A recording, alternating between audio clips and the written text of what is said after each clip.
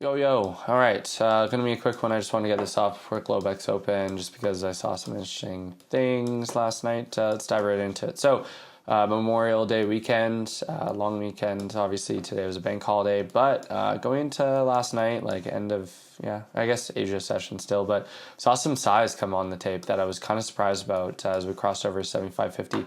If it was just once, maybe I would have been like larger stops. I have no idea, but continue buying, and then it gets defended into London. So yeah, very large orders right here. Around 75.50 on ES. Not really the same on NQ, but again, ES controls the show. NQ is just more fun to trade, but way more volume on ES. So gets defended into London, gets tested, and then yeah, it being a bank holiday, I'm not surprised it's going to balance. We're at all-time highs. Bank holiday on at all-time highs is like, unless you're going to be an absolute sniper, yeah, you're just gonna get dusted. So I was not trading today. Not even worth the risk. Even though I literally posted yesterday in that video, I said what the high of day might be. I said I'd only be interested in shorts from 75.69.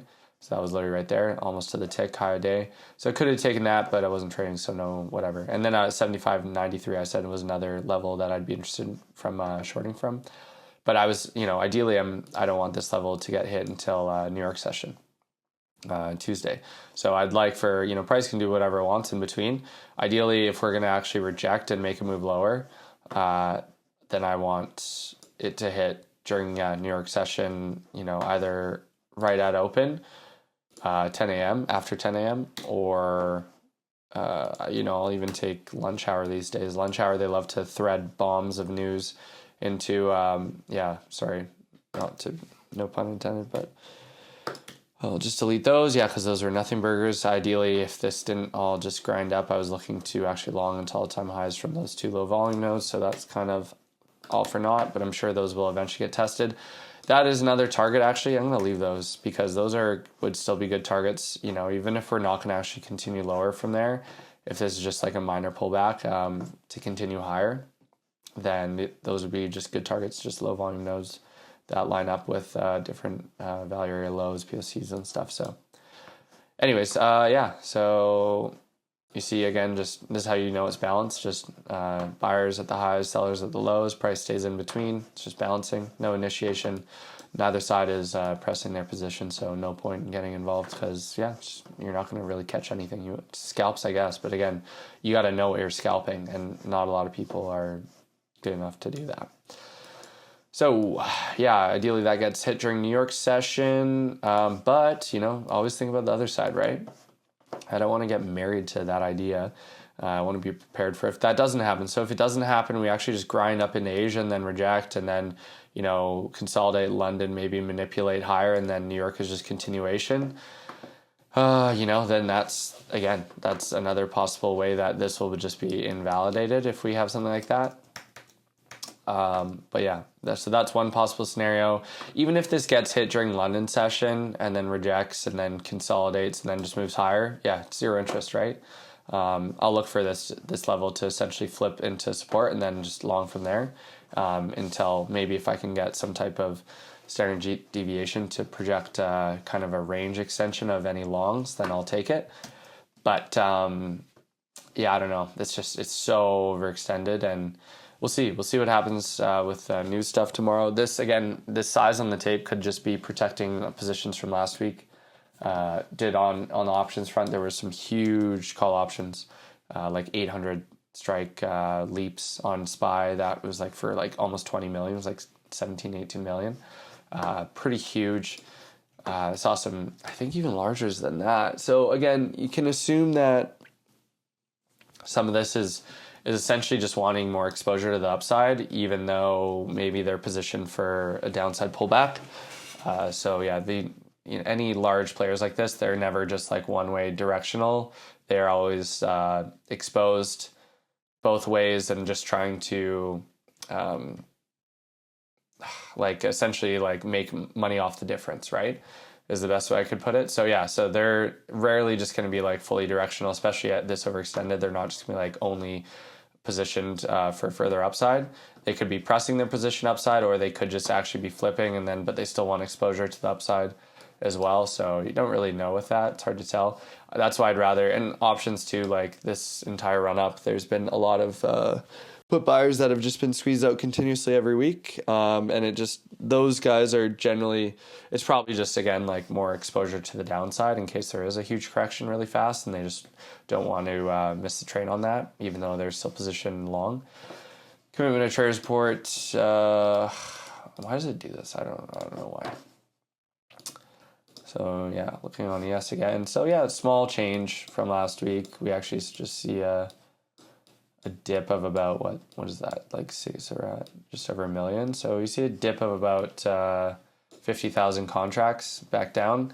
Nothing to write home about, but you know, if after the end of this week, whatever happens this week, if I see this maybe go down into the 900s, 800s, then I will get very interested. But usually, you know, institutions like they're so heavily entrenched in the market, like it's rare that they're gonna, unless they really know something, which they might in this scenario, you're not really gonna see them kind of preemptively go ahead of the market. They'll let price change and decide what it's going to do, and then they'll reposition. So I don't expect them to make the first move. I expect them to just follow price after it reverses. So if I see like a reversal in price and I see, you know, we're actually starting to come down, then I see that reflect in the TIF report, then yeah, then I'll be very interested.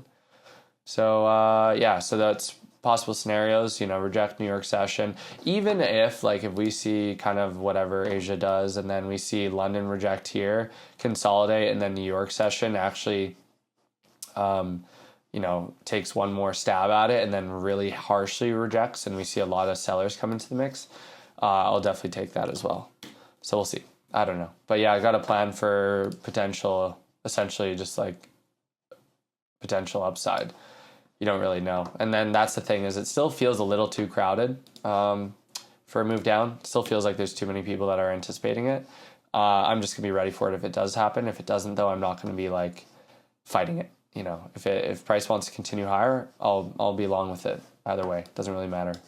I'm long with the tape as long as the tape is long. So until I see sellers really take a hold and show you that they're in command, there's no point in shorting yet. So I still haven't really seen almost any proof of that. There was absorption when you look at it from a delta point of view, like I mentioned last video, absorption last week.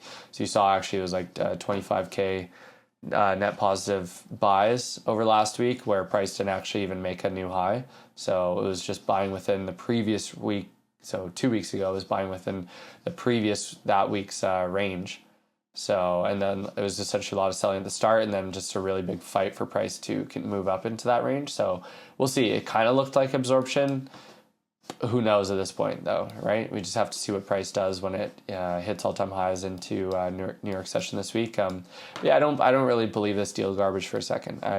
We've again heard it so many times, and it's turned out to be nothing until I see a cohesive, essentially, agreement from like both of Iran's kind of levels of government. So they have like the RGC, and then they have like their state government, like with the president, and that really oversees day-to-day operations. The IRGC is like, they're really in command kind of thing. They just, you know, they just want to focus on other things. So that's what they have those two sections for.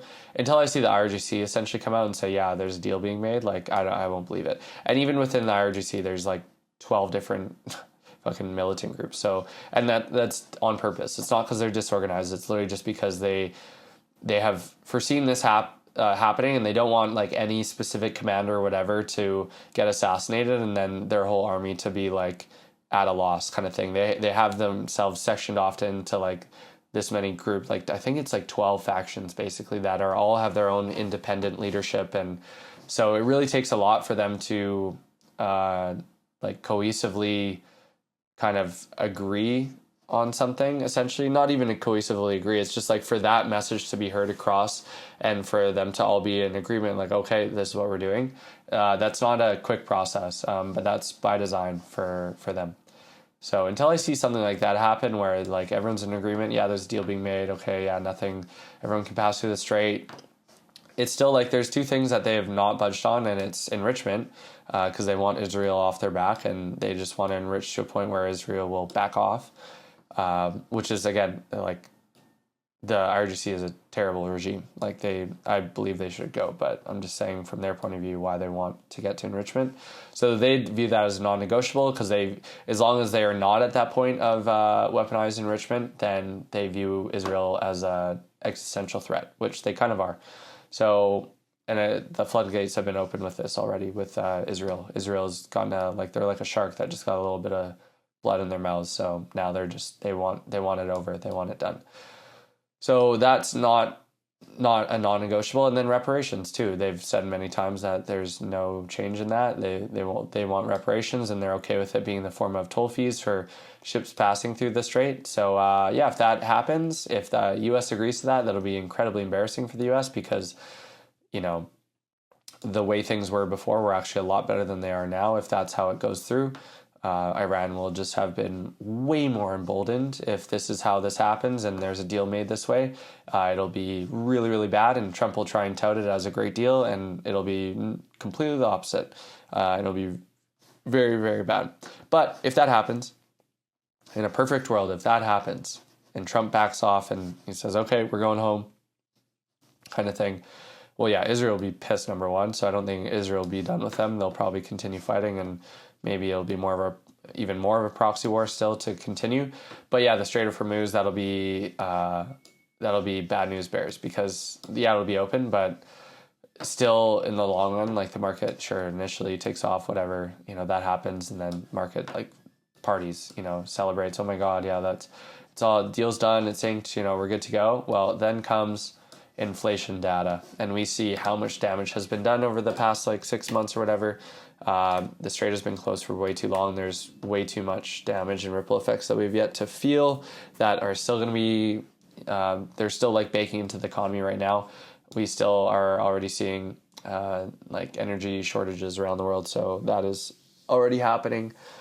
So yeah, I still don't see a scenario for really an extended bull market. I've seen these idiot traders pulling fractals from the end of 2020 or just the huge downturn of 2020 into the end of the year where just we went on I think 1 to 2 year very just straight up ripper almost, and they're saying oh, this looks just the same way. Well, no, it wasn't nearly that deep of a correction that as we just saw, COVID was way deeper of a correction. It was way more sudden. There was a lot more things that went down 40, 50, 60%, we're saying. So that was honestly a very generational time to buy at that point, or that's what it looked like. So that's why we had this huge bull run after that, and there was a lot of money printing and stuff. Right now, the money printer, it's on as far as treasuries. Basically, they're just trying to buy treasuries to lower the yields because the yields are affecting the interest that they're paying, and in just interest rates overall. So yeah, the money printer is not on like it was back at that point. And then I just the correction wasn't as deep. It just doesn't make any sense. There's so many differences in between that point in time and what we just experienced. All the things that we're experiencing right now, we're already at high inflation. At that point, just prior to that, inflation was still relatively low. So, and rates were low. And then they just again, turned on the money printer, went crazy. There's so much reason in 2020 for that to happen after that crash. That made total sense. Right now we have record low consumer sentiment. We have record high debt, record high household debt. We have delinquencies, 30, 60-day delinquencies hitting continuous highs. Banks are starting to look a little shaky, in the regional sector again. So I don't know. There's just so many things. So we'll see. I don't see it. But yeah, got to be ready for either scenario. I don't care. The market wants to remain irrational, continue higher. I will along with it. But if we start to see sellers take the reins, then we could see some really exciting trading going on. We could see some pretty insane moves, honestly, after that. We'll see. Anyways, that is all. Stop rambling. I think I hit all the points right now. So just wanted to point that out when I saw it on the tape yesterday. So good luck this week. Bye.